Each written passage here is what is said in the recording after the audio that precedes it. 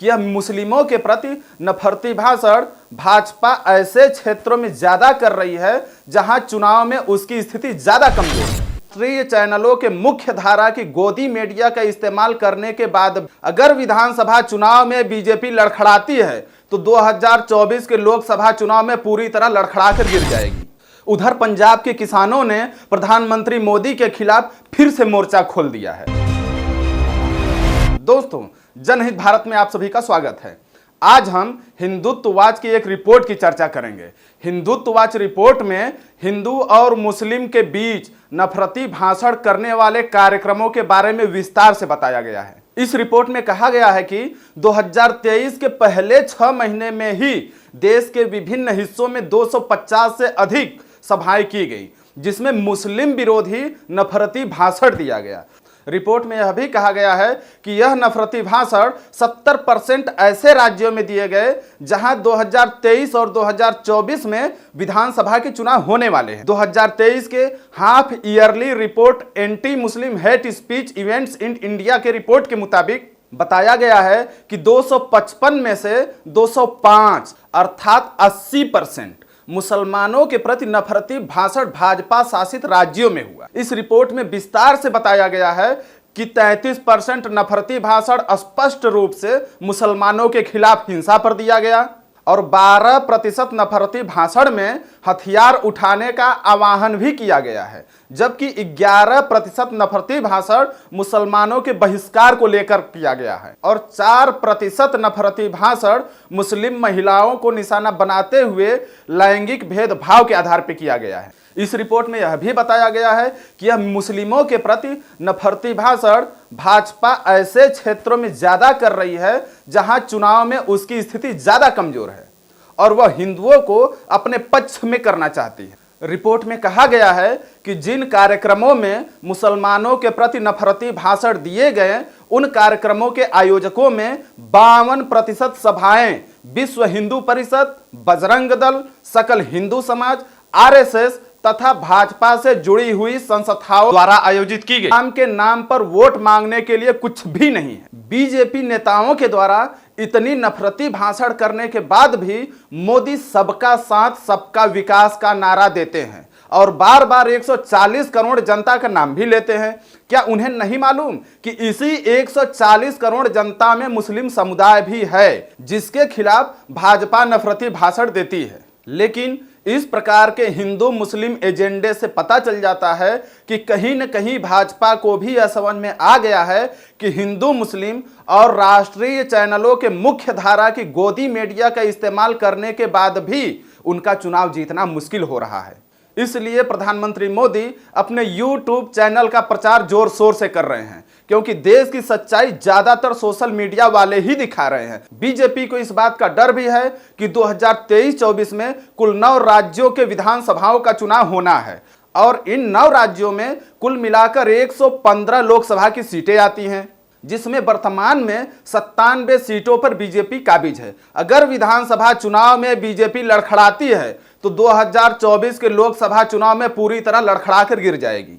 अगर हम इन 9 राज्यों में से केवल 3 बड़े राज्यों की बात करें, जिसमें मध्य प्रदेश, राजस्थान और कर्नाटक आते हैं, तो इन तीनों राज्यों में कुल मिलाकर लोकसभा की 81 सीटें आती हैं और इन 81 सीटों में 78 सीटों पर भाजपा और उसके सहयोगी दलों का कब्जा है। और अगर बीजेपी मध्य प्रदेश और राजस्थान में भी चुनाव हार जाती है, जैसा कि कर्नाटक में देखा गया, तो 2024 का लोकसभा चुनाव में बीजेपी को हारने का चांस ज्यादा हो जाएगा। इसलिए विधानसभा के चुनाव में भी बीजेपी केंद्रीय मंत्री और सांसदों को विधानसभा चुनाव में टिकट दे रही है, जिससे बीजेपी के मंत्रियों में काफी नाराजगी है, जैसा कि स्क्रीन पर आप देख सकते हैं। इसमें स्पष्ट रूप से कैलाश विजयवर्गीय ने कहा है कि हमें विधानसभा चुनाव लड़ने का 1% भी इच्छा नहीं है, लेकिन अब हाईकमान से आदेश आया है तो मानना पड़ेगा। उधर पंजाब के किसानों ने प्रधानमंत्री मोदी के खिलाफ फिर से मोर्चा खोल दिया है। पंजाब के किसानों की बात करें तो पंजाब के 19 किसान मजदूर संगठनों ने अपनी 3 मुख्य मांगों को लेकर 30 सितंबर तक रेल रोको आंदोलन शुरू कर दिया है। जिससे पठानकोट से अमृतसर और पंजाब से चंडीगढ़ के रेलवे ट्रैक पर ट्रेनों का चक्का जाम हो गया। किसान के नेता सरवण सिंह पंढेर ने बताया है कि किसान 3 दिन की खाने पीने के सामान और सोने का सामान लेकर पूरी तैयारी के साथ आए हैं और किसानों ने सरकार से 3 मुख्य मांग की, जिसमें उन्होंने पहली मांग रखी है कि बाढ़ प्रभावित किसानों के लिए मुआवजा दिया जाए। यह मुआवजा प्रति एकड़ 50,000 के अनुसार मिलनी चाहिए, क्योंकि बाढ़ में सारे फसल नष्ट हो गए हैं। किसानों की दूसरी मांग एमएसपी पर है, अर्थात न्यूनतम समर्थन मूल्य के लिए गारंटी कानून लागू किए जाए। आपको बता दें कि न्यूनतम समर्थन मूल्य किसी अनाज का वह मूल्य होता है कि जब वह अनाज मार्केट में नहीं बिकता है तो उस न्यूनतम समर्थन मूल्य पर सरकार उस अनाज को खरीदती है, जिससे कम से कम किसानों का लागत मूल्य निकल जाता है। लेकिन मोदी सरकार न्यूनतम समर्थन मूल्य पर पिछले कई वर्षों में बहुत कम खरीदारी की है। इसलिए पंजाब के किसान न्यूनतम समर्थन मूल्य के लागू करने की गारंटी की मांग की है, जिससे किसान नुकसान को लेकर सुरक्षित महसूस कर सके। आपको यह जानकारी दे दें कि पीएम मोदी पिछली लोकसभा में अपने चुनावी भाषण के दौरान किसानों के हित में स्वामीनाथन आयोग की सभी सिफारिशें लागू करने का आश्वासन दिया था। आपको यह भी जानकारी दे दें कि स्वामीनाथन आयोग ने किसानों की स्थिति सुधारने के लिए सरकार को 201 सिफारिशें किया था, कि सभी सिफारिश को लागू करने का श्रेय अपने सरकार को बार बार दिया है। हालांकि दवायर द्वारा प्राप्त दस्तावेजों से मोदी सरकार की पोल खुल जाती है और ये पता चल जाता है कि मोदी सरकार ने सिर्फ स्वामीनाथन की 25 सिफारिश ही लागू की, जबकि कांग्रेस के यूपीए सरकार ने स्वामीनाथन की 201 सिफारिश में से 175 सिफारिशें लागू की थी।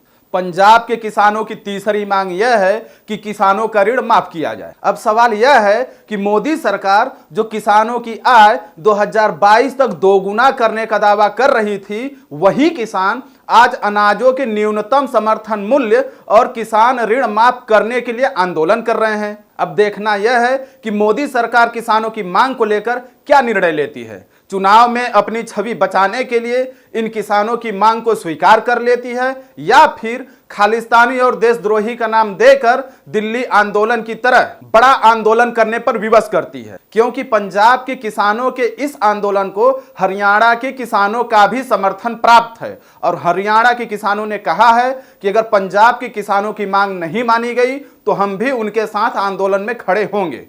अब देखना यह है कि मोदी सरकार किसानों की मांग को लेकर क्या निर्णय लेती है। चुनाव में अपनी छवि बचाने के लिए इन किसानों की मांग को स्वीकार करती है या फिर इनको खालिस्तानी और देशद्रोही का नाम देकर दिल्ली आंदोलन की तरह बड़ा आंदोलन करने पर विवश करती है।